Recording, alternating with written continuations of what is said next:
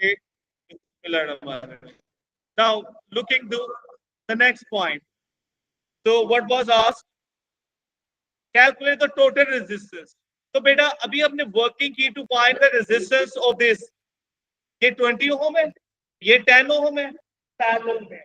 तो पहले पैरेलल का रेजिस्टेंस कैसे फाइंड करते हैं? कंबाइंड रेजिस्टेंस पैरेलल में 1 ओवर करके. तो बेटा we have resistors 10 and 20 parallel.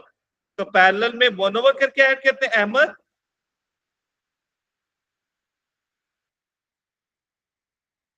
तो पहले इनकी कंबाइंड रेजिस्टेंस फाइंड करेंगे. इसको हम सोल्व करें. बीइंग टीचर मैं थोड़ा जल्दी कर लेता हूं बेटा आपसे. तो इनकी कंबाइंड रेजिस्टेंस विल बी 20/3, 6.6666. उसे आप राउंड ऑफ करके इस तरह कह सकते हैं.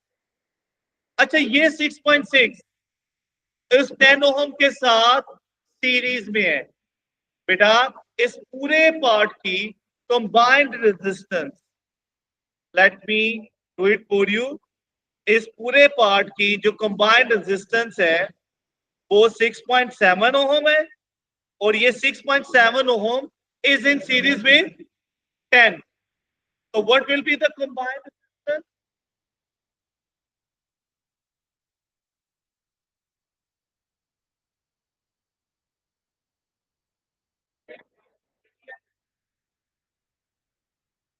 जी बेटा एक मिनट, एक्सक्यूज मी. 1/10 प्लस 1/2. देखो बेटा ये 20 ओम रेजिस्टर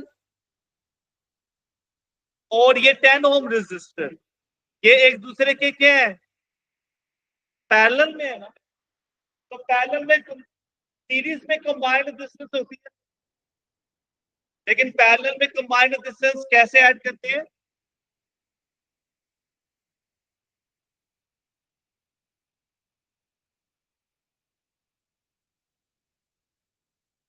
तो वो 1/10 10 है ना बेटा, तो वो 1/10. अच्छा, इसको अब आप एलसीएम ले लो. तो 2 + 1 3.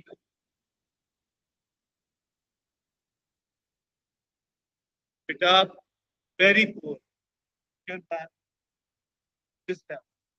एलसीएम लेने के लिए क्या करते हैं? नीचे वाले नंबर्स को इक्वल करना है ना. 20 है तो 20 के इक्वल करने के लिए नीचे भी 2 से मल्टीप्लाई उसी से. तो अब ये हो जाएगा 20. जब नीचे वाले नंबर सेम हो जाए तो ऊपर वाला एज इट इज. तो दिस विल मेक 3/20. लेकिन ये 1/RE का आंसर है. तो RE का आंसर क्या होगा? उसका रेसिप्रोकल ले लो. It will be 6.666. Round off कर ले 6.7. इट हैज इस पूरे पार्ट की कंबाइंड रेजिस्टेंस 6.7 है, which is in series with 10. तो सीरीज में ऐड कर देंगे ना. तो 6.7 को 10 में ऐड कर देंगे.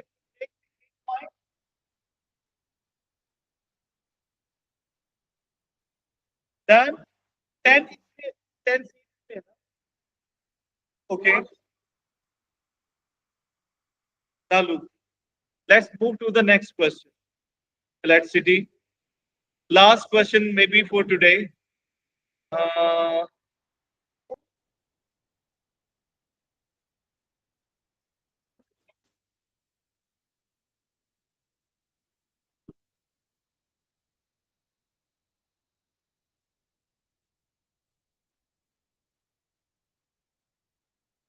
इसको ट्राई कर रहे थे. छोटा सा क्वेश्चन है, सी पार्ट है, इलेक्ट्रोमैग्नेटिज्म से रिलेटेड है. Leave it. अभी हम इलेक्ट्रिसिटी के क्वेश्चन कर लेते हैं.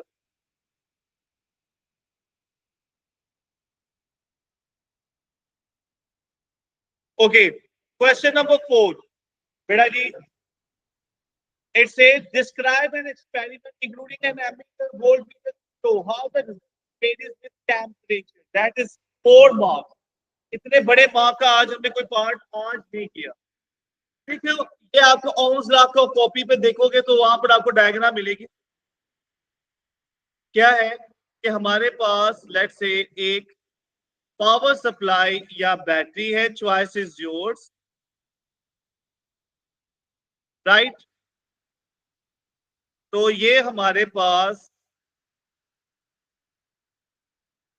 टर्मिनल्स हैं। एमीटर हमेशा सीरीज में लगाते हैं। तो हमारे पास ये है वायर, राइट। तो बेटा दिस इज वायर। और वोल्ट मीटर हम हमेशा कैसे लगाते हैं? पैरेलल में। जी बेटा, एमीटर आप यहां बनाना चाहें, यहां बनाना चाहें, यहां, उससे कभी फर्क नहीं पड़ता, एक लाइन में कहीं भी लगा सकते, ठीक है, राइट। अच्छा, और क्या करना है? Where is b temperature. तो टेम्परेचर चेंज कैसे करेंगे? तो हम बेटा we will keep it in a water bath, और हम वाटर का टेम्परेचर चेंज करेंगे बाय यूजिंग अ हीटर।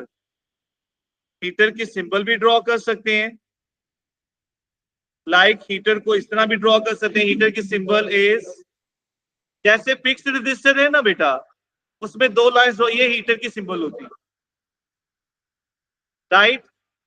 तो उस हीटर का आप सर्किट शो करना चाहें या नहीं, choice is your.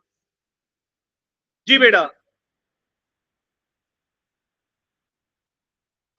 Yes, flame नीचे से हीट भी कर सकते, राइट। और इसके अलावा हमने वो टेम्परेचर करना है, तो टेम्परेचर को मेजर करने के लिए क्या शो करेंगे? अच्छा, ये रिक्वायर्ड नहीं था अभी, अभी उसने सिर्फ हमें सर्किट ड्रॉ करने को कहा है। तो let's read the question again. कह रहा है कि draw a circuit diagram. Clear बेटा जी? तो describe an experiment including an ammeter, voltmeter. तो जब हम डायग्राम बना देते हैं ना, तो हमें वर्ड्स कम यूज करते हैं। हम क्या कहेंगे?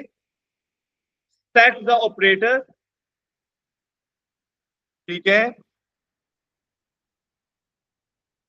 Set the operators as shown. तो हमने रेजिस्टर्स का टेम्परेचर के साथ रिलेशन चेक करना है, ठीक है, कि we will find resistance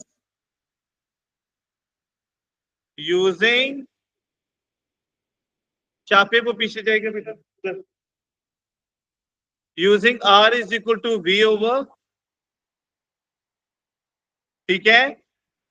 V और I की वैल्यू कैसे आएगी? Where voltmeter and ammeter give V voltage and current I, ठीक है। Temperature can be measured using thermometer,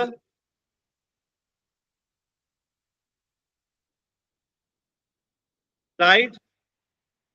फिर हम ये एक्सपेरिमेंट को क्या करेंगे? टेम्परेचर और रेजिस्टेंस में रिलेशन करना है ना, इसका मतलब देखना है एक वैल्यू चेंज होने से कितना फर्क आएगा। तो हम टेम्परेचर को कैसे चेंज करेंगे? Heater, the heater can be used to change temperature, and process can be repeated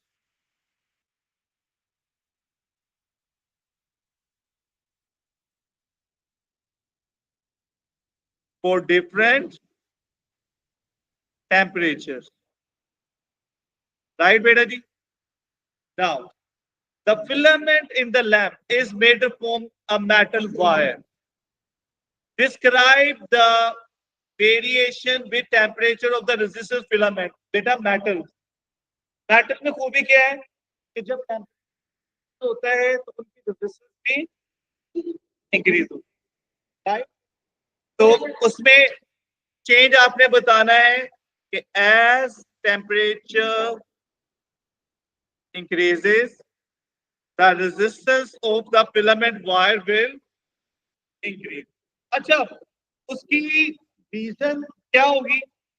vice versa भी, यानी टेम्परेचर डिक्रीज होगा, रेजिस्टेंस भी डिक्रीज होगा। रीजन बेटा, जब हम किसी चीज का टेम्परेचर इंक्रीज करते हैं, उसके पार्टिकल्स वाइब्रेशन, और वाइब्रेशन ज्यादा हो जाएगी एटम्स की, तो इलेक्ट्रॉन ने बीच में से गुजरना है, तो they will be more collide. ठीक है, due to increase in temperature atoms vibrate faster or vigorously, and there will be more collisions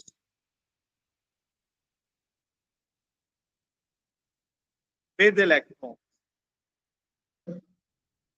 Yes, electron. Right, beta ji? Now, sketch the graph of filament. बेटा filament का graph याद रखें, शुरू में थोड़ी straight line होता है और आगे जाकर कर्व। कर्व हमेशा जो करंट से अवे होगा, राइट। अगर करंट होता ना यहां पर, ये वी आई ग्राफ होता, तो कर्व इस तरह हो जाए, शुरू में स्ट्रेट लाइन, आगे जाकर उसकी वजह ये कि रेजिस्टेंस इंक्रीज हो जाती है ना, और रेजिस्टेंस करंट को क्या करती है, अपोज। तो करंट जहां तक पहुंचना चाहिए था, यानी अगर ये कंटिन्यू रहता तो ये इधर जाना था, वो उससे कम रहेगा, यानी कम रहने का मतलब it will curve downward, right. और ये आपने याद रखना, फिलामेंट का आईवी ग्राफ आपकी कॉपीज पे, नोट्स पे आपको करवाया हुआ है कि ये ग्राफ याद रखने, फिलामेंट का, एक प्योर मेटल का, और एक सेमीकंडक्टर। तो ये मैं दोबारा लिख रहा हूं, ये नोट कर लें आप बेटा। ग्राफ, आईवी ग्राफ या वीआई ग्राफ, प्योर मेटल्स के लिए एट कांस्टेंट टेम्परेचर, अगर एक प्योर मेटल है तो उसके लिए जो आईवी ग्राफ होएगा वो डायरेक्ट प्रोपोर्शन होगा। लेकिन अगर कोई फिलामेंट लैंप है या वायर है नॉर्मल, प्योर मेटल नहीं है, टेम्परेचर कांस्टेंट नहीं है, तो जो आईवी ग्राफ है ये नोट कर ले, वो इस तरह हो जाएगा। और अगर डायोड होता, semiconductor diode is the full name, तो उसका जो आईवी ग्राफ है वो थोड़ा सा आपने नोट करना है, ये एकदम इस तरह ऊपर की तरफ जाएगा, ठीक है। और शुरू में वो थोड़ा फ्लैट हो, राइट बेटा जी। ये क्वेश्चन कंप्लीट कर ले जल्दी से। Then figure is a circuit used to monitor the changes in room temperature. Thermistor. Thermistor is connected in series with 6-volt battery and 2000 ohm resistance. The temperature, room temperature increases. Room increases. State what happens to this.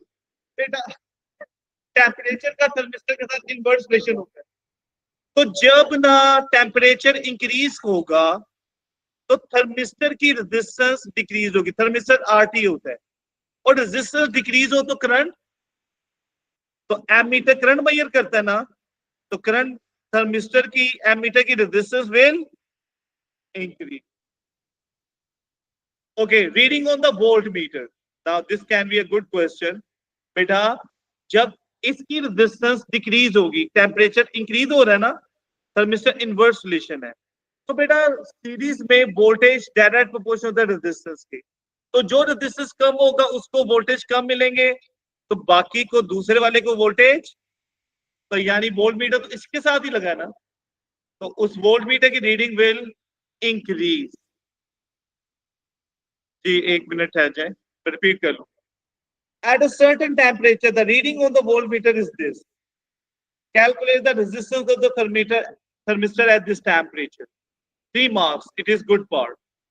बेटा वो ये कह रहा है कि volt meter की reading जो C है ना, at some a certain temperature 3.8 volt है। Look at this, total voltage कितने हैं, तो इसका मतलब 3.8 से मिल रहे हैं, तो 6 में से 3.8 माइनस करें तो 2.2 वोल्ट।